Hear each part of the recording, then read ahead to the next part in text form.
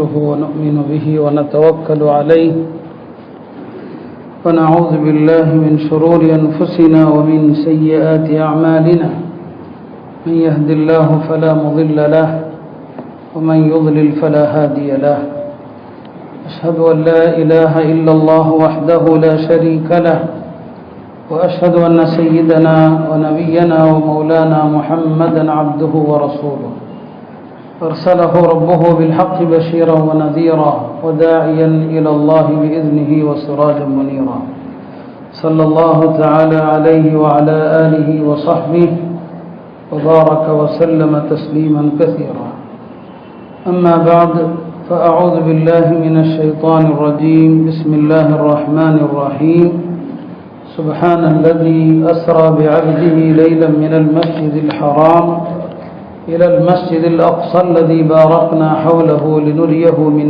آياتنا إنه هو السميع البصير. கண்ணியத்திற்குரிய அல்லாஹ்வின் நல்லடியார்களே, நபி ஸல்லல்லாஹு அலைஹி வஸல்லம் அவர்களது வாழ்க்கையிலே நடந்த ஒரு அதிசய நிகழ்வுதான் இஸ்ரா மிஅராஜ் என்று சொல்லப்படுகிற ஒரு அதிசய நிகழ்வு. இந்த ரஜபுடைய மாதத்தில் தான் அந்த இஸ்ரா மிஅராஜ் என்கிற அந்த புனிதமான நிகழ்வு நடந்தது. நபி ஸல்லல்லாஹு அலைஹி வஸல்லம் அவர்கள் மக்கா முக்கர்ரமாவிலே ஆரம்பமாக இந்த நபித்துவ பணியை மேற்கொண்ட நேரத்திலே எவ்வளவு கடுமையான நெருக்கடிகளை சந்தித்தார்கள் என்பதை நாம் எல்லாம் அறிவோம். ஆனால் அந்த நேரத்திலே ஒவ்வொரு நெருக்கடி வருகிற போதும் நபி ஸல்லல்லாஹு அலைஹி வஸல்லம் அவர்களை அல்லாஹ் தன்னுடைய வஹீயுடைய வசனங்களால் வழி நடத்தினார். ஒரு சந்தர்ப்பத்திலே சில நாட்கள் வஹீ வராமல் காலதாமதம் ஆகிறது. அந்த காலதாமதமான நேரத்திலே மக்கா குறைஷிகள் நபி ஸல்லல்லாஹு அலைஹி வஸல்லம் அவர்களை ஏளனம் செய்கிறார்கள். அந்த நேரத்திலே அல்லாஹ் அவர்களுக்கு ஆறுதலாக வல்லுஹா வல்லைலி இதா சஜா மா வத்தஅக ரப்புக வமா கலா என்ற சூறாவை அருளுகிறார். அல்லாஹ் உம்மை ஒருபோதும் கைவிடவில்லை, உங்கள் மீது ஒரு நாளும் அதிருப்தி அடையவும் இல்லை என்று அவர்களுக்கு ஆறுதலாக அந்த சூறாவை அருளுகிறான்.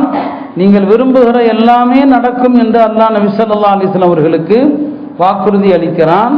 சிறுபிராயத்திலிருந்து நபி ஸல்லல்லாஹு அலைஹி வஸல்லம் அவர்களை அல்லாஹ் எப்படியெல்லாம் அரவணைத்தான் என்று அந்த சிறிய சூறாவிலே அல்லாஹ் நபி ஸல்லல்லாஹு அலைஹி வஸல்லம் மொத்த வாழ்க்கையிலும் அல்லாஹ்வுடைய அருள் அவர்களோடு இருந்தது. அதான் அந்த சூறாவுடைய கருத்து. அலம் யஜிதுக யதீமன் ஃபஆவா வவஜதக ضالன் ஃபஹதா வவஜதக ஆயிலம் ஃபஅக்னா. இதெல்லாம் அவங்களுடைய வாழ்க்கையில ஒவ்வொரு கட்டத்திலும் அல்லாஹ்வுடைய அருள் எப்படி இருந்தது என்பதை தான். நபி ஸல்லல்லாஹு அலைஹி வஸல்லம் அவர்களுக்கு எல்லா வழிகளையும் அடைத்த நேரத்தில் மக்களை சந்திக்க கூட வழி இல்லாமல் மக்காவுடைய ஒரு கணவாயில அடைத்தாங்க. இப்போ மன நெருக்கடிக்கு ஆளானாங்க. அந்த நேரத்தில் அல்லாஹ் பெருமானாருக்கு ஆறுதலாக சொன்னான், அலம் நஷ்ரஹ் லக ஸத்ரக் வ வதஅனா அன்க விஸ்ரக் அல்லதி அன்கத ظஹரக் வ ரஃபஅனா லக ذிக்ரக். அந்த சூறாவில் அல்லாஹ் நபி ஸல்லல்லாஹு அலைஹி வஸல்லம் அவங்களுக்கு ஒரு அற்புதமான ஒரு புகழுரையை சொன்னான். வ ரஃபஅனா லக ذிக்ரக். இவர்கள் என்னதான் உங்களை அடைத்தாலும் சரி, இந்த சத்தியத்தை சொல்ல விடாமல் தடுத்தாலும் சரி, உங்களுடைய புகழை நான் உயர்த்தி கொண்டே தான் இருப்பேன் என்று அல்லாஹ் சொன்னான். இந்த ஆயத்தை சொன்ன நாள் முதல் இன்று வரையிலும் அல்லாஹுடைய திருநாமம் சொல்லப்படுகிற எல்லா இடங்களிலும் நபி ஸல்லல்லாஹு அலைஹி வஸல்லம் பெயரும் சொல்லப்படுகிறது. ஹஸ்ஸான் இப்னு சாபித் அவர்கள் தன்னுடைய ஒரு அழகான கவிதையிலே அதை சொல்வார். வலம்மல் இலாஹு இஸ்மஹு இலஸ்மி. அல்லாஹ் தன்னுடைய பெயரோடு தன்னுடைய நபியின் திருநாமத்தையும் சேர்த்து கொண்டான். இது கால ஃபில் ஹம்ஸில் முஅத்தினு அஷ்ஹது. ஒவ்வொரு பாங்கிலும் பாங்கு சொல்பவர் அஷ்ஹது அல்லா இலாஹ இல்லல்லாஹ் என்று சொன்னால் அஷ்ஹது அன்ன முஹம்மதுர் ரசூலுல்லாஹ் என்று சொல்லித்தான் ஆக வேண்டும் என்று தன்னுடைய கவிதையில சொல்வார். ஆக நபி ஸல்லல்லாஹு அலைஹி வஸல்லம் புகழ் உயர்த்தி கொண்டே அல்லாஹ் இருந்தான். ஒரு கட்டத்தில் மக்காவுடைய குறைஷிகள் சில பேர், அது அபூ ஜஹல் சொன்னதா இருக்கலாம், வேறு சிலர் சொன்னாங்க, பெருமானாருடைய ஆண்மக்கள் எல்லாம் இறந்த நேரத்தில் இந்த முஹம்மதுடைய விஷயத்தை விடுங்க, கவலைப்படாதீங்க, அவருக்கு ஆண் மக்கள் யாரும் இல்லை, எல்லாம் போய்கிட்டே தான் இருக்கிறாங்க, அவர் போனால் அவருடைய மார்க்கமும் அழிஞ்சிரும், பத்திரா முஹம்மது சந்ததியற்றவர் என்று சொன்னாங்க. அல்லாஹ் அந்த நேரத்தில் இன்ன அஃதைனாக்கல் கௌசர் ஃபஸல்லி லிரப்பிக வன்ஹர் இன்ன ஷானிஅக ஹுவல் அப்தர், உங்களை இயேசுபவன் தான் சந்ததியற்றவன் என்று உடனே அல்லாஹ் பெருமானார் ஸல்லல்லாஹு அலைஹி வஸல்லம் அவர்களுக்கு ஆறுதலாக இறக்கினான்.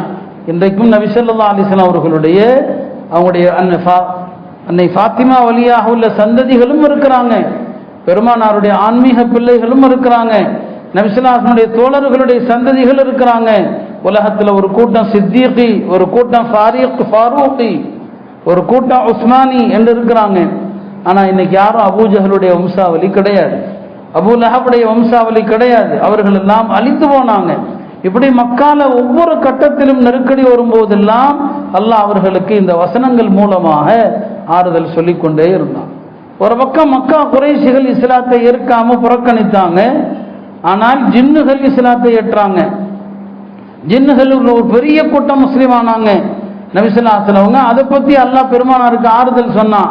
இந்த ஜின்னுகள் இந்த குர்ஆனை கேட்கிறாங்க, இந்த குர்ஆனை பத்தி அவர்கள் என்ன சொன்னாங்களோ அது அல்லாஹ் ஒரு முழு சூறாவாக இறக்கி வைத்தான். குல் ஊஹிய இலைய அன்ன உஸ்தமஅ நஃபரும் மினல் ஜின் ஃபகாலு இன்னா சமிஅனா குர்ஆனன் அஜபா. முழு சூறாவும் அந்த ஜின்னுகள் பேசியது அல்லாஹ் சொன்னான். நீங்க கவலைப்படாதீங்க, இதோ இவ்வளவு பெரிய படைப்பு உங்களுக்கு பின்னால இருக்குது. குறைஷிகள் ஒரு பக்கம் புறக்கணிக்கிறாங்க. நஜரானிலிருந்து ஒரு 20 கிறிஸ்தவர்கள் வர்றாங்க. நபி ஸல்லல்லாஹு அலைஹி வஸல்லம் அவங்களை சந்தித்து அவர்கள் பெருமானார் ஓதிய வசனங்களை கேட்டு கண்ணீர் சிந்தி இஸ்லாத்தை ஏற்கிறாங்க. அல்லாஹ் சொன்னா வைதா சமிஉ இலர் ரசூல் வைதா சமிஉ மா உன்சில இலர் ரசூல் தரா அயுனஹும் தஃபீது மினத் தம்இ மிம்மா அரஃபு மினல் ஹக். இந்த சத்திய வார்த்தைகளை கேட்டு அவர்கள் கண்ணீரில் அழுதவாறு சொன்னாங்க, யகூலூன ரப்பனா ஆமன்னா ஃபக்துப்னா மஅ ஷாஹிதீன். அந்த 20 பேரும் முஸ்லீம் ஆயிட்டாங்க. அந்த கிறிஸ்தவர்கள் அபூஜஹல் கடும் கோபத்தோடு அவர்களிடம் பேசினான். இப்படி ஒரு பக்கம் அவர்கள் என்னதான் தடுத்தாலும் வெளியிலிருந்து வரக்கூடிய மக்கள் இஸ்லாத்துக்கு வர்றாங்க. இப்படியாக மக்காவில் இருந்த காலத்தில் அல்லாஹுடைய உதவி அவங்களோடு இருக்கிற இந்த நேரத்தில் தான் பெருமானார் ஸல்லல்லாஹு அலைஹி வஸல்லம் அவர்களது 2 உதவியாக பெரும் ஆதரவாக இருந்த 2 தூண்கள், அவங்களுடைய மனைவி அன்னை ஹதீஜா ரலியல்லாஹு அன்ஹா, பெருமானார் ஸல்லல்லாஹு அலைஹி வஸல்லம் உடைய சச்சா அபூ தாலிப், இந்த இருவரும் சமகாலத்தில் அடுத்தடுத்து மௌத்தாகிறாங்க. மக்கா குறைஷிகளுடைய நெருக்கடி மிக கடுமையாகிற நேரத்தில் தான் பெருமானார் ஸல்லல்லாஹு அலைஹி வஸல்லம் அவர்களுக்கு அடுத்து அல்லாஹ் ஒரு பெரிய அற்புதத்தை கொடுக்குறான். உலகத்தில் யாருக்கும் வழங்கிடாத ஒரு பெரிய சிறப்பை கொடுக்குறான். அதுதான் இந்த மேராஜ் என்கிற சிறப்பு. அதனுடைய ஒரு சில நிகழ்வுகளை தான் நான் உங்களுக்கு சுருக்கமாக கூற விரும்புகிறேன். நபி ஸல்லல்லாஹு அலைஹி வஸல்லம் அவங்களே சொல்றாங்க, நான் ஒரு நாள் இரவுல ஹிஜ்ர்ல படுத்திருக்கிறேன். ஹிஜ்ருங்கிறது ஹத்தீமுக்கு இன்னொரு பேர். அது ஹத்தீம்ல நான் படுத்திருக்கிறேன். அப்போது என்னிடம் வானவர்கள் வந்தாங்க. வானவர்கள் வந்து என்னுடைய கல்வை பிளந்தாங்க. ஜம்சம் தண்ணீரால் என்னை சுத்தப்படுத்தினார்கள். பிறகுதான் என்னை ஒரு வாகனத்திற்கு அருகிலே அழைத்து போனாங்க. அது நபிமார்கள் பயணம் செய்த வாகனம். நபிமார்களுக்கு அல்லாஹ் அற்புதமாக கொடுத்த ஒரு வாகனம் தான் புராக் என்கிற ஒரு வாகனம். இப்போ நபி ஸல்லல்லாஹு அலைஹி வஸல்லம் அவங்களுக்கு முன்னால கடைசியாக வந்த நபி யாரு? ஈசா அலைஹிஸ்ஸலாம். ஈசா அலைஹிஸ்ஸலாமுக்கும் நபி ஸல்லல்லாஹு அலைஹி வஸல்லம் அவங்களுக்கு மத்தியில் ஒரு 500 வருடத்திற்கு மேல் உள்ள இடைவெளி ஆயிடுச்சு. அதனால அந்த புராக் வாகனம் கடைசியா ஈசா அலைஹிஸ்ஸலாமை ஏற்றி கொண்டு போன வாகனம். அதுக்கப்புறம் ஒரு பெருங்காலம் எந்த நபியும் இல்லாததுனால இப்போ நபி ஸல்லல்லாஹு அலைஹி வஸல்லம் அவங்க அதில் ஏறி பயணிக்கிற நேரத்தில் ரொம்ப காலமானதுனால அந்த வாகனம் கொஞ்சம் அப்படியே இடம் கொடுக்காம நிற்குது. பெருமானார் ஏற வசதி இல்லாமல் அப்படி நிற்குது. அப்போ ஜிப்ரீல் அலைஹிஸ்ஸலாம் அந்த புராக்கை அதட்டுனாங்க. புராக்கே, நீ யாரோடு இப்படி நடக்கிறாய் என்று தெரிகிறதா உனக்கு? அத்தஃபாலு பி முஹம்மதின் ஹாதா, முஹம்மது ஸல்லல்லாஹு அலைஹி வஸல்லம் அவர்களோடு நீ இப்படி செய்யலாமா? நீ உன்மேல் பயணம் செய்தவர்களில் இவரை விட சிறந்தவரும் கண்ணியமிக்கவரும் யாரும் இல்லை. உனக்கு மேல எத்தனை நபிமார்கள் வந்திருக்கலாம், இவர்களை விட சிறந்த எவரும் உன் மீது பயணித்ததில்லை அப்படின்னு ஜிப்ரீல் அதட்டியதும் அந்த புராக் வாகனத்திற்கு அப்படியே வேர்வை வழிந்ததாக திருமதியிலே பதிவு செய்யப்படுகிறது. பிறகு நபி ஸல்லல்லாஹு அலைஹி வஸல்லம் அந்த புராக்கிலிருந்து ஜிப்ரீல் அலைஹிஸ்ஸலாமோடு போறாங்க. முதல் பயணத்திற்கு பேர் தான் இஸ்ரா. அது மக்காவிலிருந்து பைத்துல் மக்திஸை நோக்கிய பயணம். இந்த பயணத்தில் வானத்திற்கும் பூமிக்கும் இடைப்பட்ட பல்வேறு அதிசயங்களை பெருமானார் ஸல்லல்லாஹு அலைஹி வஸல்லம் அவர்கள் பார்த்து கொண்டே வர்றாங்க. ஒரு இடத்தை கடக்கிற நேரத்தில் அழகான ஒரு நறுமணம் ஒன்று வருகிறது. நபி ஸல்லல்லாஹு அலைஹி வஸல்லம் கேட்டாங்க, இது என்ன நறுமணம் என்று. சொன்னாங்க, ஃபிரௌனுடைய வீட்டில் வேலை பார்த்த ஃபிரௌனுடைய பெண்மக்களுக்கு அலங்காரம் செய்து விடுகிற ஒரு பெண்மணி, அந்த பெண்ணுடைய கபர்ல இருந்து இந்த நறுமணம் வருதுன்னு சொன்னாங்க. ஏன் அந்த சம்பவம் என்னன்னு நபி ஸல்லல்லாஹு அலைஹி வஸல்லம் கேட்டபோது, ஃபிரௌனுடைய வீட்டில் ஒரு அம்மா வேலை பார்த்தாங்க. அந்த அம்மா உள்ளத்துல ஈமானம் மறைத்து வைத்த ஒரு பெண்மணி. ஃபிரௌனுடைய மகளுக்கு தலைவாரி கொண்டிருக்கிற நேரத்தில் அந்த அம்மா கையில இருந்து சீப்பு நழுவிடுச்சு. சீப்பு நழுவுனதும் அந்த பெண்மணி அல்லான்னு சொல்லிட்டாங்க. அப்போ அந்த ஃபிரௌனுடைய வீட்டில் அந்த ஃபிரௌனுடைய மகள் பிடிச்சிட்றான். அல்லானா யாரு? என் தந்தை தானே இந்த நாட்டுக்கு கடவுள். உடனே தன் தந்தையிடம் கொண்டு வந்து நிறுத்துறான். அப்போ ஃபிரௌன் கேட்குறான், வேற யாரும் உனக்கு கடவுள் உண்டா என்று. ஆமா, அல்லாஹ் தான் என்னுடைய இறைவன் என்று. அந்த ஃபிரௌன் உடனே ஒரு செம்பு பாத்திரம், பெரிய அகன்ற செம்பு பாத்திரம், அந்த செம்பு பாத்திரத்தை கொண்டு வந்து அதை பழுக்க காய்ச்சி அதில் அந்த அம்மாவுடைய குழந்தைகள் ஒவ்வொரு குழந்தையாக போடுறான். கடைசியாக அந்த அம்மா ஒரு கோரிக்கை வைக்குது, நான் எவ்வளோ செஞ்சாலும் சரி, நாங்கள் இஸ்லாத்தை விட போறதில்லை. எங்களை எல்லாம் நீ அழிச்ச பிறகு எங்க எல்லாருடைய எலும்பையும் ஒரு துணியில ஒன்று சேர்த்து ஒரே இடத்துல புதைச்சிருன்னு அந்த அம்மா சொல்லுது. அதை ஃபிரௌன் ஏத்துக்கிறான். கடைசியில் அந்த அம்மாவுடைய ஒரு கை குழந்தை, ஒரு ஆண் குழந்தை, அந்த குழந்தையும் சேர்த்து போடும்போது தான் அந்த அம்மா கொஞ்சம் தயங்குது. அந்த குழந்தை பேசியது, தாயே நீங்கள் தயங்காதீர்கள், ஆகிரத்துடைய வேதனையை விட இந்த வேதனை கம்மிதான் சொல்லி.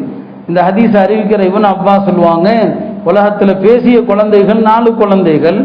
ஈசா அலைஹிஸ்ஸலாம் தொட்டில் குழந்தையாக இருக்கும்போது பேசினாங்க. ஜுரைஜுங்கிற வணக்கசாலி, அவர் மீது ஒரு குழந்தை அவருடைய குழந்தை என்று அவதூறாக பேசப்பட்ட நேரத்தில் அவருக்கு சாதகமாக அந்த குழந்தை பேசிச்சு. அது சாஹிப ஜுரைஜ்னு சொல்லுவாங்க. யூசுப் அலைஹிஸ்ஸலாமுடைய விஷயத்தில் அவதூறு பரப்பப்பட்ட போது ஒரு குழந்தை சாட்சி சொன்னது யூசுப் அலைஹிஸ்ஸலாம் நிரபராதி என்று. 4வது இந்த மாஷிதா, ஃபிரௌனுடைய வீட்டில் வேலை பார்த்த பெண்ணுடைய ஆண் குழந்தை என்று ஹஜ்ரத் இப்னு அப்பாஸ் ரலியல்லாஹு அவர்கள் சொன்னாங்க. ஆக அந்த குடும்பத்தாருடைய எலும்பு தான் மணக்கிறதுன்னு சொன்னாங்க. யோசிச்சு பாருங்க, ஃபிரௌன் வாழ்ந்த காலத்துக்கும் நபி ஸல்லல்லாஹு அலைஹி வஸல்லம் காலத்துக்குமான இடைவெளி எத்தனை ஆண்டுகள். அப்ப நல்லோர்களுடைய கபர் இருக்கிறது, அந்த கபர்ல எப்போதும் இது போன்ற அதிசயங்கள் நடக்கதான் செய்யும். அண்மையில் ஒரு செய்தி, நம்ப தகுந்த செய்தி தான். பெங்களூர் சபீலுர் ஷாதுடைய முஹ்தமிமாக இருந்தவங்க, முதல்வராக இருந்தவர்கள் மௌலானா சகீர் அஹமத் சாப், அவங்க வஃபாத்தாகி அடக்கம் செய்யப்பட்டாங்க. அவங்கள அடக்கம் செய்யறதுக்காக கபர் தோண்டுகிற போது பக்கத்துல ஒரு கபர்ல இருந்து ஒரு கஃன் துணி, இன்னைக்கு அடக்கனா எப்படி இருக்குமோ அந்த மாதிரி ஒரு கஃன் துணி தெரியுது. இது ஆதாரபூர்வமா சொன்னவங்களை வச்சு நம்ம சொல்றோம். அப்ப அந்த துணி யாருடையது? ஒரு 40 வருஷத்துக்கு முன்னால அடக்கம் செய்யப்பட்ட ஒரு குழந்தையினுடைய துணி. அது ஒரு குழந்தை, அந்த குழந்தைய அபுசூத் மௌலானா அவங்க தான் அடக்கம் பண்ணியிருக்கிறாங்க. இப்போ இந்த மாதிரியான அதிசயங்கள் நபி ஸல்லல்லாஹு அலைஹி வஸல்லம் உம்மத்தில் அது நடந்து கொண்டே இருக்கும். முந்தைய காலத்தில் வாழ்ந்த ஈமான் கொண்ட மக்களுடைய கபர்ல இருந்தும் இது போன்ற நறுமணங்கள் வருவதுண்டு. அப்போ நபி ஸல்லல்லாஹு அலைஹி வஸல்லம் அவங்களுக்கு ஜிப்ரீல் அலைஹிஸ்ஸலாம் அந்த வரலாற்றை என்ன செய்யறாங்க சொல்றாங்க. பிறகு ரசூல் ஸல்லல்லாஹு அலைஹி வஸல்லம் அவங்க ஜெருசலம், யூதர்கள் ஜெருசலம் சொல்றாங்களே, அங்கதான் பைத்துல் மக்திஸ் இருக்குது. அது நபிமார்கள் எல்லாருடைய வழிபாட்டு தலம், எல்லா நபிமார்களுடைய வழிபாட்டு தலம் பைத்துல் மக்திஸ். உலகத்தினுடைய 2வது ஆலயம். முதல்ல காபா பைத்துல்லா கட்டப்பட்டது இந்த உலகத்துல, 2வதாக கட்டப்பட்ட ஆலயம் பைத்துல் மக்திஸ் தான். 2 ஆலயங்களுக்கும் கட்டப்பட்ட இடைவெளி காலம் எவ்வளவு? 40 வருஷ இடைவெளி தான். உலகத்துல முதல்ல பைத்துல்லா கட்டப்படுது, பின்னர் 40 வருடத்திற்கு பிறகு பைத்துல் மக்திஸ் கட்டப்படுது. எப்படி மக்கால தொழுதா சிறப்போ அதே போலதான் பைத்துல் மக்திஸ்ல ஒருவர் தொழுதால் அவர் அன்று பிறந்த குழந்தையை போல ஆகிவிடுகிறார் என்று ஹதீஸ்ல வருது. பைத்துல் மக்திஸில் இருந்து ஹஜ்ஜுக்கோ உம்ராவுக்கோ எஹராம் தரிப்பதை பற்றி ஹதீஸுகள் இப்னு மாஜால வருது. ஆக அது ஒரு புனித தலம் என்பதில் சந்தேகம் இல்லை. அல்லாஹ் அந்த தலத்தை சலாமத்தோடு நாம் எல்லாம் ஜியாரத் செய்கிற பாக்கியத்தை தருவானா. ஏன்னா அந்த மண்ணே ஒரு கலவர மண், ஒரு யுத்த மண்ணாக போய்விட்டது. இப்போதும் நாம பார்க்கிறோம், உலக அளவுல நடக்கிற விஷயங்கள் எதுவுமே நமக்கு ஆறுதலை தரக்கூடியதாக இல்லை. ஒரு பெரிய போர் சூழலுக்கான உலக போரே வருமோ என்பதற்கான ஒரு சூழலை தான் இன்னைக்கு நாம பார்த்து கொண்டிருக்கிறோம். ஆக பைத்துல் மக்திஸ்ல போய் அவங்களுடைய வாகனங்க, அந்த புராக் வாகனத்தை நபிமார்கள் எல்லாம் எங்க கட்டுவாங்களோ அந்த இடத்துல கட்டுறாங்க. இப்பயும் ஜியாரத்து போறவங்களுக்கு அங்குள்ள கைடுகள் காட்டுறாங்க ஒரு இடத்த, இங்கதான் அந்த புராக் வாகனத்தை நபிசலாகம் கட்டுனாங்க, இது நபிமார்கள் வாகனங்களை கட்டுகிற இடம் அப்படின்னு சொல்லி காட்டுறாங்க. அங்க நபி ஸல்லல்லாஹு அலைஹி வஸல்லம் அவங்க எல்லா நபிமார்களையும் சந்திக்கிறாங்க, எல்லா நபிமார்களுக்கும் இமாமத்து செய்யறாங்க. பிறகு அங்கிருந்து தான் வானலோகத்திற்கு போறாங்க. இந்த முதல் கட்டம் இருக்கு, மக்காலிருந்து பைத்துல் மக்திஸ் வரைக்கும் வந்தாங்க இல்லையா, அதை தான் இஸ்ரான்னு சொல்லுவாங்க. இந்த இஸ்ராவை அல்லாஹ் குர்ஆன்ல சொல்றான், சுப்ஹானல்லதி அஸ்ரா பி அப்திஹி லைலன் மினல் மஸ்ஜிதில் ஹராம் இலல் மஸ்ஜிதில் அக்ஸா. இதை யாராவது மறுத்தா காஃபிரா போயிடுவான். ஏன்னா அது குர்ஆன்ல சொல்லப்பட்டிருக்கு. அல்லாஹ்வே சொல்றான், தன்னுடைய அடியாரை மஸ்ஜித் அக்ஸாவிலிருந்து மஸ்ஜிதுல் ஹராமிலிருந்து மஸ்ஜிதுல் அக்ஸாவிற்கு இரவோடு அழைத்து சென்ற அல்லாஹ் தூயவன் என்று. அப்ப அங்க என்னங்க தொழுகை முடிச்சுட்டு தான் அங்க இருந்து வானலோகத்துக்கு போறான். இப்ப இந்த புராக்குங்கிற வாகனம் இருக்குது, அது பூமியில ஒரு இடத்திலிருந்து இன்னொரு இடத்திற்கு கொண்டு செல்கிற வாகனம். அதனுடைய வேலை அவ்வளவுதான். அதற்கு மேல் வானலோகத்திற்கு செல்வது, அது புராக்கள் நபி ஸல்லல்லாஹு அலைஹி வஸல்லம் போனாங்களா என்றால் அதிகமான ஆய்வாளர்கள் உலமாக்கள் சொல்றாங்க இல்ல, புராக்குடைய வேலை உலகத்துல முடிஞ்சிருச்சு. அது மக்கால இருந்து பைத்துல் மக்திஸ் வந்தாங்க, திரும்ப பைத்துல் மக்திஸிலிருந்து மக்கால கொண்டு இறக்கி விட்டுடுச்சு. அதோட அதனுடைய வேலை முடிஞ்சிருச்சு. அதற்கு பிறகு வானலோகத்திற்கான பயணம், அது எந்த வாகனத்துல போனாங்க? ஹதீஸ்ல அதை பற்றிய தெளிவு இல்லை. ஒரு ஹதீஸ் இப்படி வருது, நபி ஸல்லல்லாஹு அலைஹி வஸல்லம் சொன்னாங்க, சும்மா உத்திய பில் மிஅராஜ், பிறகு மிஅராஜை கொண்டு வரப்பட்டதுன்னு சொல்லி. மிஅராஜ் என்று சொன்னால் வானலோகத்திற்கு ஏறும் பாதை என்று அர்த்தம். வானலோகத்திற்கு ஏறும் பாதை. இப்போ வானலோகத்திற்கு ஏறும் பாதைன்னு சொன்னா என்ன கொண்டு வரப்பட்டது? ஒரு ஏணி மாதிரியோ? அது எப்படி இருந்துச்சு நமக்கு தெரியாது. இன்னைக்கு நாம லிஃப்ட்ல கூட போறோம். வானலோகத்திற்கான பாதை கொண்டு வரப்பட்டதுங்கிறாங்க. அங்க இன்னொன்றையும் நபி ஸல்லல்லாஹு அலைஹி வஸல்லம் சொன்னாங்க, எனக்கு காட்டப்பட்ட அந்த பாதை இருக்குது, அந்த பாதை தான் ஒவ்வொரு முஸ்லிமும் அவருடைய உயிர் பிரிகிற நேரத்தில் அந்த பாதை வழியாகத்தான் அவருடைய ரூஹ் வானலோகத்திற்கு ஏறும். எல்லா முஸ்லிம்களுடைய உயிரும் இறக்கிற நேரத்தில் இந்த பாதையில தான் ஏறும்னு சொன்னாங்க. எந்த பாதை வழியா பெருமானார் ஸல்லல்லாஹு அலைஹி வஸல்லம் அவங்க மஸ்ஜித் அக்ஸாவிலிருந்து வானலோகத்திற்கு போறாங்களோ அந்த பாதை. உலமாக்கள் சொல்றாங்க, வானத்திற்குரிய பாதைகளில் விசாலமான பாதை எதுன்னு சொன்னா பைத்துல் மக்திஸுக்கு நேராக உள்ள பாதை. அந்த பாதை வழியாகத்தான் அல்லாஹ்வுடைய தூதர் வானலோகத்துக்கு போறாங்க. அதுதான் உலகத்தின் வானலோக பாதைகள்ல விசாலமான ஒரு பாதை. ஆக அங்கிருந்து நபி ஸல்லல்லாஹு அலைஹி வஸல்லம் வானலோகத்திற்கு ஜிப்ரீல் அலைஹிஸ்ஸலாம் அவர்களோடு என்ன செய்றாங்க, அழைத்து செல்லப்படுறாங்க. அந்த பயணத்தினுடைய நோக்கம் என்ன? அல்லாஹ்வே சொல்றான், அற்புதங்களை காட்டணும். நபி ஸல்லல்லாஹு அலைஹி வஸல்லம் அவங்களுக்கு வானலோகத்தினுடைய அற்புதங்களை காட்டணும். லகத் ரஆ மின் ஆயாத்தி ரப்பிஹில் குப்ரா, அல்லாஹ்வுடைய பேரற்புதங்களை அவர்கள் கண்டார்கள் என்று அல்லாஹ் சொல்றான். வானலோகத்திற்கு அழைத்து செல்லப்பட்டு ஒவ்வொரு வானத்திலையும் அவர்கள் ஒவ்வொரு நபியை பார்க்கிறாங்க. அவை ஒவ்வொன்றிலும் ஒரு மறைமுகமான செய்தி இருந்தது இல்லையா? முதல் வானத்தில் திறக்கப்படுது, அங்க ஆதம் அலைஹிஸ்ஸலாம் அவர்களை பார்க்கிறான். ஆதம் அலைஹிஸ்ஸலாம் ஒரு சேர்ல உட்கார்ந்து இருக்கிறாங்க. ஹதீஸ்ல வர்றது குர்சி, ஒரு சேர்ல என்னங்க உட்கார்ந்து இருக்கிறாங்க. மிக அழகா இருக்கிறாங்க. அவங்க அழகா தானே இருக்கணும். எல்லா மனிதர்களுக்குமான தந்தை என்று சொன்னா ஆதம் அலைஹிஸ்ஸலாம் அழகில்லாமல இருப்பாங்க. அழகா இருக்கிறாங்க, கம்பீரமாக இருக்கிறாங்க. ஒரு பக்கம் பார்த்தா அவங்க சிரிக்கிறாங்க, இன்னொரு பக்கம் பார்த்தா அழுகிறாங்க. இந்த உலகத்துல இறக்கிற எல்லா உயிர்களும் மேல போகுது, மேல போகுது. நல்ல ஆன்மாக்கள் அவைகள் எல்லாம் ஆதம் அலைஹிஸ்ஸலாமுடைய வலது பக்கமாக செல்கிறது. அந்த ரூஹை பார்க்கும் போதெல்லாம் ஆதம் அலைஹிஸ்ஸலாம் சொல்றாங்க, ரூஹன் தய்யிபா ஹரஜத் மின் ஜஸதின் தய்யிபின். இது ஒரு பரிசுத்த ஆன்மா, பரிசுத்த உடம்பிலிருந்து வெளியே வந்த ஆன்மா.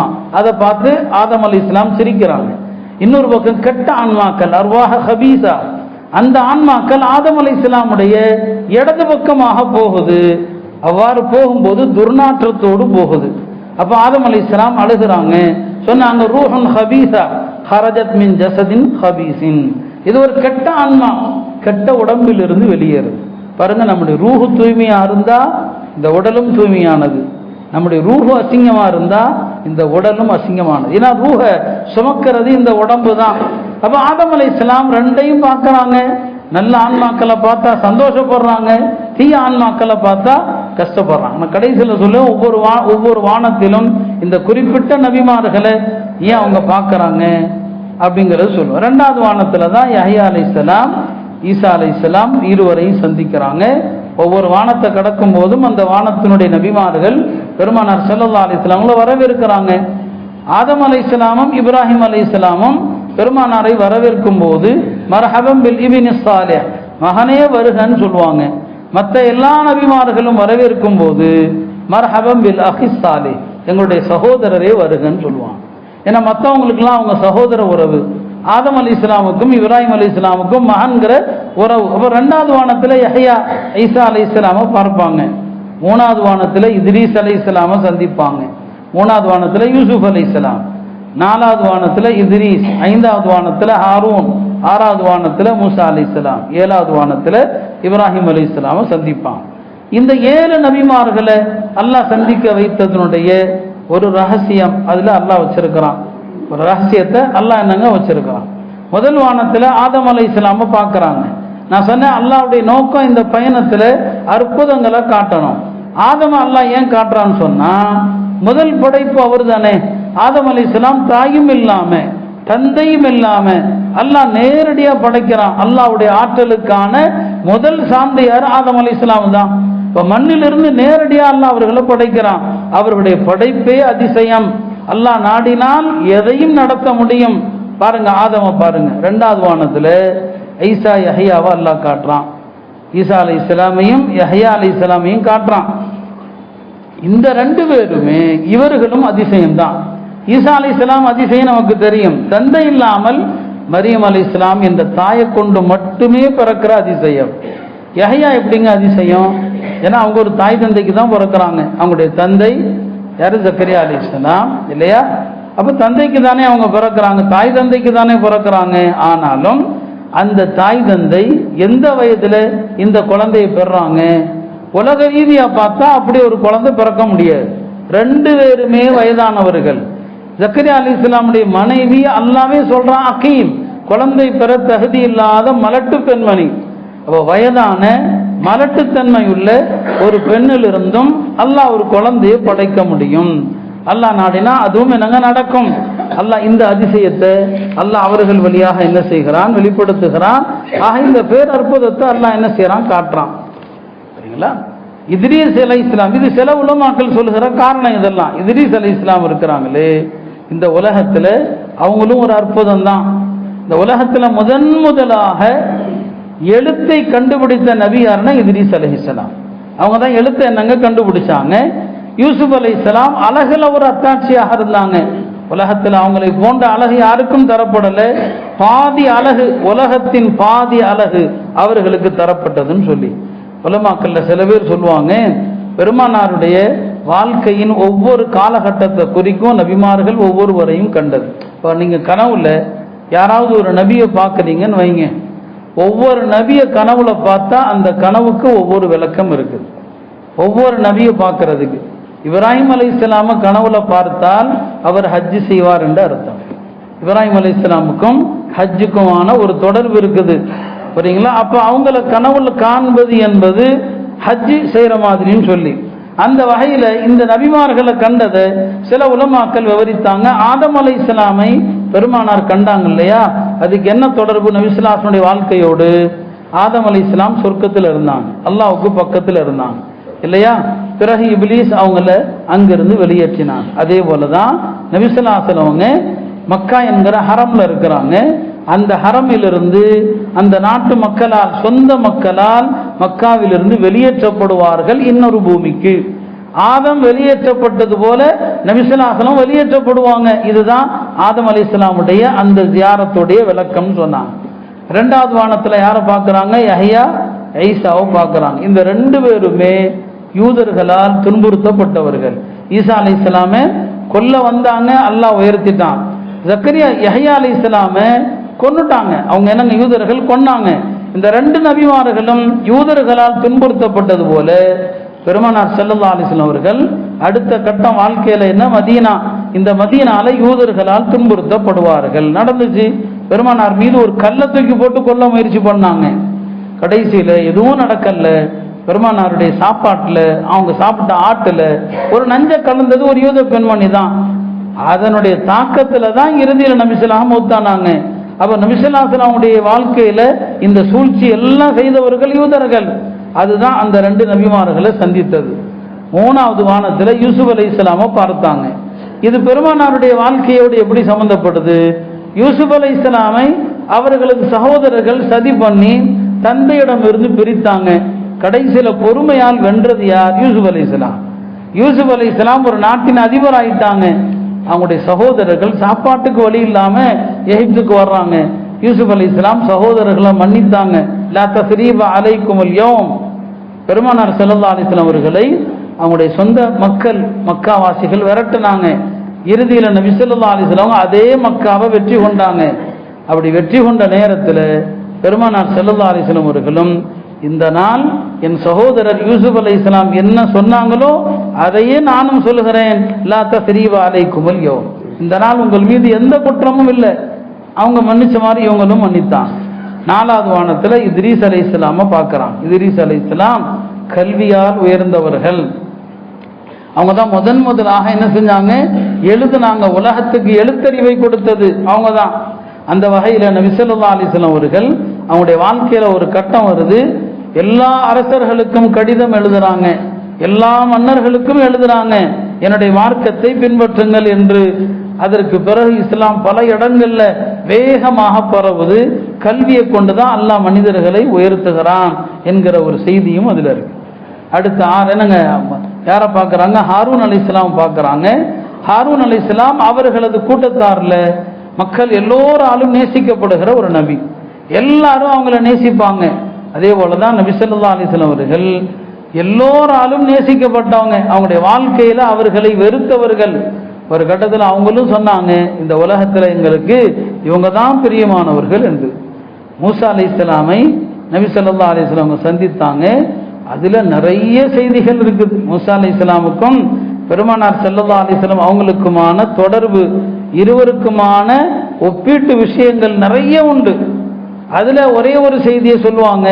மூசா அலைஹிஸ்ஸலாமுக்கும் அல்லாஹ் உத்தரவிட்டான், உங்களுடைய கூட்டத்தாரோடு நீங்க சிரியாவை நோக்கி போங்க, அங்குள்ள கூட்டத்தாரோடு போர் செய்யுங்க, பைத்துல் மக்திஸை மீட்டுங்க. ஆனா அவர்கள் மறுத்துட்டான். மூசா அலைஹிஸ்ஸலாமுடைய தோழர்கள் மறுத்தாங்க. பெருமானார் ஸல்லல்லாஹு அலைஹி வஸல்லம் கடைசி காலத்துல அல்லாஹ் அவர்களுக்கும் உத்தரவிடுறான், சிரியாவை நோக்கி போங்க, போய் போர் செய்யுங்க. அதுதான் தபூக் யுத்தம். இப்ப 2 நபிமார்களுக்கும் ஒரே உத்தரவு தான். இப்ராஹிம் அலைஹிஸ்ஸலாமை சந்திப்பது எதற்கு? இப்ராஹிம் அலைஹிஸ்ஸலாம் என்றாலே மக்கா தான், இப்ராஹிம் அலைஹிஸ்ஸலாம் என்றாலே காபா தான். அவங்க 7வது வானத்துல பைத்துல் மாமூர்ல சாய்ந்து கொண்டு தான் உட்கார்ந்து இருக்கிறாங்க. அவங்களுக்கும் காபாவுக்கும் அப்படி ஒரு தொடர்பு. நபி ஸல்லல்லாஹு அலைஹி வஸல்லம் அவங்க இந்த மக்கமா நகரத்தை கண்ணியத்தோடு வெற்றி கொள்வார்கள் என்கிற செய்தி அல்லாஹ் அதுல வச்சிருந்தான். ஆக இப்படி அந்த 7 வானங்கள்ல 7 நபிமார்களை பார்க்கறாங்க. 7 வானத்துக்கு அப்பால் ஜிப்ரீல் அலைஹிஸ்ஸலாம் பெருமானார் ஸல்லல்லாஹு அலைஹி வஸல்லம் அவங்களை அழைச்சிட்டு போறாங்க சித்ரத்துல் முன்தஹாவிற்கு. அது வரைக்கும் ஜிப்ரீல் அலைஹிஸ்ஸலாம் போனது ஒரு தோற்றத்துல. மலக்குமார்களுக்கு பல்வேறு தோற்றங்கள்ல அவங்க வரலாம், பல தோற்றங்கள்ல மாறலாம். அது வரைக்கும் அவர் இருந்தது ஒரு தோற்றம். இந்த சித்ரத்துல் முன்தஹா போனதுமே ஜிப்ரீல் அலைஹிஸ்ஸலாமுடைய இயற்கையான தோற்றம். இயற்கையான தோற்றம் என்ன? 600 ரெக்கைகளோடு கூடிய தோற்றம். நபி ஸல்லல்லாஹு அலைஹி வஸல்லம் ஜிப்ரீல் அலைஹிஸ்ஸலாம அவருடைய அசல் தோற்றத்துல 2 தடவை பார்த்திருக்கிறாங்க. ஒன்று யா அய்யுஹல் முத்தஸிர் என்ற சூரா இறங்கும் போது ஜிப்ரீல் அலைஹிஸ்ஸலாம அவருடைய அசல் தோற்றத்துல பார்த்தாங்க. 2வது இந்த சித்ரத்துல் முன்தஹால ஜிப்ரீலுடைய அசல் தோற்றத்துல பார்க்கறாங்க. அதான் 2வது முறை. சரிங்களா? இப்ப சித்ரத்துல் முன்தஹாங்கிறது என்ன? அதுதான் வானலோக எல்லை. அந்த எல்லை யாரும் தாண்டவே முடியாது, யாரும் தாண்ட முடியாது. ஒரு நல்ல மூமினுடைய ஆன்மா இருக்கு இல்லையா, அது இறந்ததுமே அங்க வரைக்கும் போகும். நல்லவர்கள் இறக்கிற போது அது மனத்தோடு போகும். ஒவ்வொரு வானத்திலையும் உள்ளவங்க வரவேற்பாங்க. சித்ரத்துல் முன்தஹா வரைக்கும் அந்த ரூஹ் போகும். சித்ரத்துல் முன்தஹா போனதும் அல்லாஹ் சொல்லுவான், இந்த என்னுடைய தூய அடியாருடைய ஆன்மாவை அவர் இறந்த மன்னரைக்கே திருப்புங்கள், அவர் இறந்த மன்னரைக்கே திருப்புங்கன்னு சொல்லுவான். அப்போ மோமின்களுடைய ஆன்மா அந்த எல்லை வரைக்கும் போகும், அதை தாண்ட அனுமதி இல்லை. கெட்ட ஆன்மாக்கள் முதல் வானம் வரைக்கும் கூட போகாது, அங்கேயே அது தூக்கி வீசப்பட்டுரும். அல்லாஹ் பாதுகாக்கட்டும், அங்கேயே அது தூக்கி எறியப்படும். நல்ல ஆன்மாக்கள் அங்க வரைக்கும். அப்போ வந்து சிதறத்துல் முன்தஹா என்பது அது ஒரு எல்லை. நபி ஸல்லல்லாஹு அலைஹி வஸல்லம் அந்த சிதறத்துல் முன்தஹாங்கிற மரத்தினுடைய அழக சொன்னாங்க, அதனுடைய இலையை சொன்னாங்க. ஒரு இலை அல்லாஹ் வந்து அந்த இலையை பூமிக்கு இறக்கணான்னு சொன்னா இந்த பூமியில் உள்ள எல்லா மக்களையும் அது மூடிக்கொள்ளும்னு சொன்னான். அந்த மரத்தில் உள்ள ஒரே ஒரு இலை. இப்படி நிறைய செய்திகள் அந்த சிதராவை பற்றி அதனுடைய அழகை பற்றி எல்லாம் நபிசல்லாம் சொன்னாங்க. இப்போ ஜிப்ரீல் அலைஹிஸ்ஸலாம் நபிசல்லாஹுவங்க சிதரத்துல் முன்தஹால நிற்கிறாங்க. இப்போதான் ஒரு சத்தம் வருது, முஹம்மது அவர்களே நீங்கள் மேலே வாருங்கள், ஜிப்ரீலே நீங்கள் அங்கே நில்லுங்கள். ஜிப்ரீலுக்கு உத்தரவு என்ன, யா ஜிப்ரீல் மக்கானக், அங்கே நில்லுங்க, யா முஹம்மது இர்தகி, நீங்க மேலே வாங்கன்னு ஒரு சத்தம் வருது. நபிசல்லாஹுவங்க ஜிப்ரீலே பார்க்குறாங்க. ஏன்னா இதுவரைக்கும் கூடவே வந்தாங்க, இப்போ மேலையும் கூட வரணும்னு ஆசைப்படுறாங்க. ஜிப்ரீல் அலைஹிஸ்ஸலாம் சொன்னாங்க, இதற்கு மேல் நான் வந்தா அல்லாஹ்வுடைய நூர் என்ன எரிச்சிரும், நீங்க போனா அல்லாஹ்வுடைய கட்டளையோடு தாண்டிடுவீங்க, அல்லாஹ்வுடைய கட்டளையோடு நீங்க போயிடுவீங்க. அந்த நான் இதற்கு மேலே போனேன்னு சொன்னா நான் எரிஞ்சு சாம்பலா போயிடுவேன். அப்போ அதே இடத்துல நிற்கிறாங்க. 600 ரெக்கைகளை கொண்ட ஒரு பிரம்மாண்ட படைப்பு ஜிப்ரீல் அலைஹிஸ்ஸலாம். அந்த சிதராவை தாண்டுகிற அந்த உரிமை அவங்களுக்கும் இல்லை. உலகத்தில் அதற்கு முன்னாலும் யாரும் தாண்டலை, இனி யாரும் தாண்ட போவதும் இல்லை. நபிசல்லாஹுவங்க அவங்களுக்கு மட்டும்தான் அந்த உயர்ந்த மகாம், உயர்ந்த இடம், இந்த சிதரத்தில் முன்தஹா என்று அல்லாஹ் சொல்றான் இல்லையா, அது அங்கதான் என்னங்க நடக்குது. அதற்கு பிறகுதான் என்ன செய்யறாங்க, அல்லாஹ் இடத்துல போய் பேசுறாங்க. மூசா அலைஹிஸ்ஸலாமும் அல்லாஹ்ட்ட பேசினாங்க. மூசா அலைஹிஸ்ஸலாம் பேசினது உலகத்துல, நபி ஸல்லல்லாஹு அலைஹி வஸல்லம் பேசினது வானலோகத்துல, மலக்குமார்களுக்கு நடுவுல சொர்க்கத்துக்கு அருகில். அல்லாஹ் இந்தஹா ஜன்னத்துல் மஅவா, அங்க போய் என்னங்க பேசுறாங்க. அப்ப மூசா அலைஹிஸ்ஸலாமும் கலீமுல்லா தான், நபி ஸல்லல்லாஹு அலைஹி வஸல்லம் அல்லாஹ் பேசியிருக்கிறாங்க. ரெண்டுக்குமான இடைவெளி பெரிய இடைவெளி இருக்குது. இப்போ அங்கதான் நபி ஸல்லல்லாஹு அலைஹி வஸல்லம் சொர்க்க நரகத்தை பார்க்குறாங்க. அதற்கு பிறகு நிறைய காட்சிகள் இருக்குது. அவங்க சொர்க்கத்தை பார்த்தது, நரகத்தை பார்த்தது. ஒரு ரெண்டு விஷயத்த சொல்றேன். நரகத்தில் நபி ஸல்லல்லாஹு அலைஹி வஸல்லம் ஒரு கூட்டத்தை பார்க்குறாங்க. அந்த கூட்டத்தார் அவங்க கைகளில் பெரிய பெரிய கல் வச்சிருக்கிறாங்க. அந்த கல்லை வாயில போட்டால் அவங்களுடைய பிட்டம் வழியாக வெளியே போகுது. இது யாருன்னு கேட்டாங்க, இவங்க தான் அனாதைகளுடைய பொருளை அநியாயமாக சாப்பிட்டவர்கள். ரெண்டாவது ஒரு கூட்டத்தை பார்த்தாங்க, வயிறுகள் எல்லாம் பெருசா இருக்குது, வயிறுகள் எல்லாம் பெருசா இருக்குது. அவங்க எங்க தங்க வைக்கப்பட்டிருக்கிறாங்க, ஃபிரௌனுடைய கூட்டத்தார் தங்க வைக்கப்படுகிற இடத்துல தங்க வைக்கப்பட்டிருக்கிறாங்க. ஃபிரௌனுடைய கூட்டத்தார் அவங்க வேதனைக்காக அழைக்கப்படுகிற போது அவர்கள் தாகித்த ஒட்டகங்கள் ஓடுவது போல இந்த மக்களை மிதிச்சுட்டு ஓடுறாங்க. ஃபிரௌனுடைய கூட்டம் இவங்களை மிதிக்குது. இப்போ கேட்டாங்க நபி ஸல்லல்லாஹு, இவங்க யாருன்னு கேட்டாங்க. இவங்க தான் வட்டி உண்பவர்கள் சொன்னாங்க. அப்போ வட்டி சாப்பிடக்கூடிய கூட்டம் ஃபிரௌனுடைய கூட்டத்தாரால் மிதிக்கப்படுவார்கள், ஃபிரௌனுடைய கூட்டத்தாரால் மிதிக்கப்படுவாங்க. வட்டியை எந்தெந்த வகையில எல்லாம் ஹலாலாக்க முடியுமோ, ஃபத்வாக்கள் கொடுக்க முடியுமோ, அந்த மாதிரியான ஃபத்வாக்கள் இன்னைக்கு தாராளம் வட்டி விஷயத்துல. இது நமக்கு படிப்பின. வட்டி உண்பவர்கள் ஃபிரௌனுடைய கூட்டத்தார் தங்க வைக்கப்படுகிற இடத்துல அவர்களால் மிதிக்கப்படுவார்கள் என்று இந்த சம்பவம் நமக்கு என்னங்க சொல்லி தருகிறது. நபி ஸல்லல்லாஹு அலைஹி வஸல்லம் ஜிப்ரீல் அலைஹிஸ்ஸலாம்ட்ட கேட்டாங்க, எல்லா மலக்குமார்களையும் நான் பார்த்தபோது நான் அவர்களை கண்டு சிரித்தேன், அவங்க என்ன கண்டு சிரிச்சாங்க. ஆனா ஒரே ஒருத்தர் சிரிக்கவே இல்லையே, அவரையும் சிரிப்பது இல்லையான்னு சொல்லி. இப்போ ஜிப்ரீல் சொன்னாங்க, இல்லை, அல்லாஹ் அவர் படைத்த நாள் முதல் அவர் சிரித்ததே கிடையாது, அவர் தான் நரகத்தின் காவலாளி, அவர் நரகத்தை பார்த்து பார்த்து அவர் சிரிப்பதே கிடையாது என்று நபி ஸல்லல்லாஹு அலைஹி வஸல்லம் அவர்களுக்கு ஜிப்ரீல் அலைஹிஸ்ஸலாம் விளக்கம் சொன்னாங்க. பிறகு தொழுகை கடமையாச்சு, 50 நேரம் கடமையானது. மூசா அலைஹிஸ்ஸலாம் குறைச்சாங்க. நாம வறுமையில மூசா அலைஹிஸ்ஸலாம் பார்த்தா அவங்களுக்கு ஜஸாக்கல்லான்னு சொல்லணும், நன்றி சொல்லணும் இல்லையா? ஏன்னா நமக்கு உபகாரியா இல்லையா, ஒரு பெரிய உபகாரம் செஞ்சுட்டாங்க. 50 நேர தொழுகை, 5 நேர தொழுகைக்கே நமக்கு எவ்வளவு சிரமங்கள், அதனுடைய சட்டங்களை சொன்னா நமக்கு எவ்வளவு வலிக்குது, அதுல எவ்வளவு அலட்சியங்கள், எவ்வளவு சட்ட மீறல்கள் நம்ம செய்யறோம். அப்ப 50 நேர தொழுகைய பெருமானார் ஸல்லல்லாஹு அலைஹி வஸல்லம் அப்படியே தான் வாங்கிட்டு வர்றாங்க இல்லையா? மூசா அலைஹிஸ்ஸலாம் தான் 2 வார்த்தை சொன்னாங்க, இன்ன ஸலாத்த ஸகீலத்துன் வ இன்ன உம்மத்தக ضعீஃபத்துன். முஹம்மது அவர்களே, தொழுகை ரொம்ப கஷ்டமானது. இன்ன ஸலாத்த ஸகீலா, தொழுகை ரொம்ப கஷ்டம், உங்களுடைய உம்மத்து பலவீனமான உம்மத், போங்க போய் குறைங்க, அல்லாஹ்ட்ட போய் குறைக்க சொல்லுங்க. இப்போ நபி ஸல்லல்லாஹு போய் அல்லாஹ்ட்ட குறைக்கிறாங்க. ரிவாயத்துகள் 2 விதமா இருக்குது. 10 குறைக்கப்பட்டதாக, 5 குறைக்கப்பட்டதாக வருது. இப்படி 9 முறை நபி ஸல்லல்லாஹு போய் குறைக்கிறாங்க. கடைசியாக தான் 5 ரக்காத்தோட 5 தொழுகையோட நிற்குது.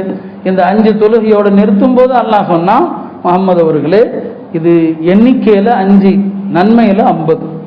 நீங்க 5 நேரம் தொழுகிறீங்க, எண்ணிக்கையில நன்மையில 50.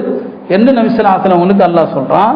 9வது முறை இந்த 5 நேர தொழுகையை பெற்றுக்கொண்டு திரும்புகிற வழியில தான் மறுபடி ஒரு தடவை இப்ராஹிம் அலைஹிஸ்ஸலாம் கூப்பிடுறாங்க. ஏன்னா அவங்களுக்கு தெரியும் இதுதான் கடைசி, இனி வரமாட்டாங்க. அப்போ கூப்பிட்றாங்க இப்ராஹிம் அலைஹிஸ்ஸலாம். கூப்பிட்டு சொன்னாங்க, முஹம்மது அவர்களே, உங்களுடைய உம்மத்திற்கு நான் சலாம் சொன்னதாக சொல்லுங்கள். அனிக்ரா அலா உம்மத்திக மின்னி ஸலாம், உங்க உம்மத்துக்கு என்னுடைய சலாம சொல்லுங்க. உங்களுடைய உம்மத்திற்கு சொல்லுங்க, இந்த சொர்க்கமானது கியான், இது ஒன்றுமில்லாத வெறும் தரை. இந்த தரையில விதைக்கணும்னு சொன்னா இங்கு விதைகள் என்பது சுப்ஹானல்லாஹ், அல்ஹம்துலில்லாஹ், அல்லாஹு அக்பர். அதனால உங்க உம்மத்தை இந்த தஸ்பீஹ்களை கொண்டு இந்த சொர்க்கம் வெறும் தரையா தான் இருக்குது, இந்த தரையில அவர்களுக்கு தேவையான அளவுக்கு நட சொல்லுங்கள் சொன்னாங்க. இது எப்போ சொல்றாங்க? இப்ராஹிம் அலைஹிஸ்ஸலாம் தொழுகையை பெற்றுக்கொண்டு திரும்பும் போது நபி ஸல்லல்லாஹு அலைஹி வஸல்லம் அதை நடைமுறைப்படுத்தும் விதமாக தான் ஒவ்வொரு தொழுகைக்கு பிறகும் இந்த சுப்ஹானல்லாஹ், அல்ஹம்துலில்லாஹ், இந்த திக்ருகளை தொழுகைக்கு பிறகு நாம ஏன் சொல்றோம்? அதனால தான். எனவே தொழுகைக்கு பிறகுள்ள அந்த திக்ருகள்ல மிகுந்த கவனம் தேவை. சந்தர்ப்ப திக்ருகள் அனைத்திலும் தேவை, இதுல குறிப்பாக நமக்கு தேவை. ஆக ரசூல் ஸல்லல்லாஹு அலைஹி வஸல்லம் அவர்கள் இந்த வானலோக பயணத்தை முடித்து திரும்ப எங்க தான் இறங்குறாங்க? பைத்துல் மக்திஸ்ல தான் இறங்குறாங்க. ஏன்னா அங்கிருந்து மக்கா வர்றதுக்கு வாகனம் வேணுமே. வாகனம் எது? புராக்கு. அந்த புராக் எங்க நிக்குது? பைத்துல் மக்திஸ்ல. அங்க வந்து அந்த புராக்கு வாகனத்துல தான் திரும்ப நபி ஸல்லல்லாஹு அலைஹி வஸல்லம் மக்கா முக்கர்ரமா வர்றாங்க. ஒரு இரவுல போயிட்டு வந்துடுறாங்க. வரும்போது ஃபஜ்ருடைய நேரம் வரல, சுபஹ் நேரம் வரல. அதற்கு பிறகுதான் காலை விடியுது. விடிந்த பிறகு நபி ஸல்லல்லாஹு அலைஹி வஸல்லம் காலையில முதல்ல யாரை பார்க்கறாங்க பாருங்க? அபூஜஹலை தான் பார்க்கறாங்க. முதல்ல பார்க்கறதே அவனை தான். அவனும் சும்மா இருக்க மாட்டானா இல்லையா? என்ன முஹம்மதே, இன்னைக்கு ஏதாவது ஹபர் உண்டா, செய்தி உண்டா அப்படின்னு கேட்குறான். ஆமா, நேற்று நான் பைத்துல் மக்திஸ் போய் அங்கிருந்து வானலோகம் போயிட்டு வந்தேன். மறுபடியும் கேட்குறான், என்ன அப்படின்னு சொல்லி. பைத்துல் மக்திஸுக்கா? ஒரே இரவுல? ஆமா, ஒரே இரவுல. இதை நான் எல்லாரையும் கூட்டினா சொல்லுவீங்களான்னு கேட்டான். எல்லாரையும் நான் கூட்டுறேன், சொல்லுவீங்களான்னு சொல்லி. கூட்டுப்பா, நான் சொல்றேன். உடனே அவன் ஒரு மலைக்கு மேலே ஏறான். யா மாஷர பனி கஅப் பின் லுஐ, கஅப் பின் லுஐயின் கூட்டத்தாரே வாங்க, ஏதோ முஹம்மது ஏதோ புது செய்தி சொல்ல போறாரு அப்படிங்கிறான். எல்லாரும் வந்து நிற்கிறாங்க. நபி ஸல்லல்லாஹு அலைஹி வஸல்லம் சொல்றாங்க. சொன்னா ஒரு கூட்டம் கை கொட்டி சிரிக்குது, ஒரு கூட்டம் அப்படி தலையில கை வைக்குது. முஸ்னத் அஹமதுல ஹதீஸ் அப்படி வருது. நம்ம ஏதாவது சொன்னா ஐயோ போச்சுடா அப்படின்னு தலையில கை வைக்கிறோம்ல, அந்த மாதிரி ஒரு கூட்டம் கை வைக்குது. அதுல ஜெருசலம் போய் பைத்துல் மக்திஸை பார்த்தவர்களும் உண்டு. அவங்க சொல்றாங்க, எங்களுக்கு அப்படியே சொல்லுங்க பார்க்கலாம் பைத்துல் மக்திஸை. நபி ஸல்லல்லாஹு அலைஹி வஸல்லம் சொல்றாங்க, நான் பார்த்தது ஒரு தடவை, அதுல உள்ள என்னென்ன இருக்குது நான் பார்க்கலையே. இப்போ இவங்க காட்ட சொல்றாங்கப்பா, இவங்களுக்கு சொல்லணுங்கிறாங்க. அப்போ நபி ஸல்லல்லாஹு அலைஹி வஸல்லம் சொல்றாங்க, நான் எப்படி சொல்ல போறேன்னு கவலைப்படுறேன். அல்லாஹ் பைத்துல் மக்திஸை என் முன்னால கொண்டு வந்துட்டான். மக்கால உகைல் என்கிற ஒரு மனிதருடைய வீடு. சொன்னாங்க, உகைலுடைய வீட்டுக்கு முன்னால் பைத்துல் மக்திஸ் வந்து விட்டது. பைத்துல் மக்திஸ் அப்படியே மக்கால கொண்டு வந்து வைக்கப்படுது. அப்படியே ரிவாயத்து வருது, உகைல் என்பவருடைய வீட்டுக்கு அருகில் பைத்துல் மக்திஸ் வைக்கப்பட்டது. நான் நேர்ல பார்க்காததையெல்லாம் அங்க பார்த்தேங்கிறாங்க. இப்ப நான் பார்க்கிறேன். இப்ப அவங்க கேட்கிற எல்லா விஷயங்களுக்கும் நான் என்ன செஞ்சேன், என்னென்ன அவங்க கேட்கிறாங்களோ எல்லாவற்றுக்கும் நான் பதில் சொன்னேன். ஆனாலும் பிடிவாதத்தினால மறுத்தாங்க. அடுத்து நபி ஸல்லல்லாஹு அலைஹி வஸல்லம் சொன்னாங்க, நான் போற வழியில மக்காவுடைய ஒரு வணிக கூட்டத்தை பார்த்தேன். நான் போகும்போது அவங்க இந்த இடத்துல வந்துட்டு இருந்தாங்க. இப்ப நான் சொல்ற என்னுடைய கணிப்புப்படி அவங்க புதன்கிழமை மாலைக்குள் மக்காவுக்குள்ள வந்துருவாங்கன்னு சொன்னாங்க. இப்ப குறைஷிகள் எதிர்பார்த்துக்கிட்டே இருக்கிறாங்க, அந்த வணிக கூட்டம் வருதான்னு சொல்லி. புதன்கிழமை காலையாகுது வரல, மதிய நேரம் ஆச்சு வரல, மாலை நேரமாகுது வரல. நபி ஸல்லல்லாஹு அலைஹி வஸல்லம் எல்லாம் என்ன பொய்யாக்கிடுவாங்க, இந்த கூட்டம் வரலன்னா என்ன பொய்யாக்கிடுவாங்க. சூரியன் மறைய போகுது, சூரியன் மறைவதற்குள் உள்ள அவர்கள் வரணும். நபி ஸல்லல்லாஹு அலைஹி வஸல்லம் அவங்களுக்காக அன்றைய மாலை பொழுது சூரியன் மறைய வேண்டிய நேரத்தில் மறையாமல் அல்லாஹ் தடுத்தான். 2 பேருக்காக அப்படி தடுத்திருக்கிறான். 2 நபிமார்களுக்காக. யூஷு இப்னு நூன், அவர் மூசா அலைஹிஸ்ஸலாமுடைய தோழர், அவருக்காக அல்லாஹ் தடுத்தான். நபி ஸல்லல்லாஹு அலைஹி வஸல்லம் அவங்களுக்காண்டி சூரியன் மறைவதை தடுத்தான். அந்த கூட்டம் உள்ள வந்தாங்க. அதற்கு பிறகு சூரியன் மறைந்ததாக இந்த மேராஜுடைய வரலாறு சொல்கிறது. அருமையானவர்களே, ஆக இதன் மூலம் நபி ஸல்லல்லாஹு அலைஹி வஸல்லம் அவர்கள் எப்போதெல்லாம் துயரத்தில் துன்பத்தில் இருந்தாங்களோ அல்லாஹ் அவர்களை ஒரு நாளும் கைவிட்டதில்லை. எல்லா நேரங்களிலும் அவர்களோடு அல்லாஹ் இருந்தான். என படைப்புகள்ல அவர்கள் தான் அல்லாஹுக்கு மிக பிரியமானவர்கள். அந்த நபியினுடைய வாழ்க்கையில நடந்த இந்த எல்லா விஷயங்களும் நம்முடைய வாழ்க்கையில பல்வேறு வகையான படிப்பினைகளை கொண்டிருக்கிறது. எல்லாம் அல்ல அல்லாஹ் இந்த மேராஜிலே கடமையான தொழுகையை அதன் உயிரோட்டத்தோடு தொழக்கூடிய தௌஃபீகை நம்ம எல்லோருக்கும் தந்தருள்வானாக. வாஹிரு தஅவானா அல்ஹம்துலில்லாஹி ரப்பில் ஆலமீன்.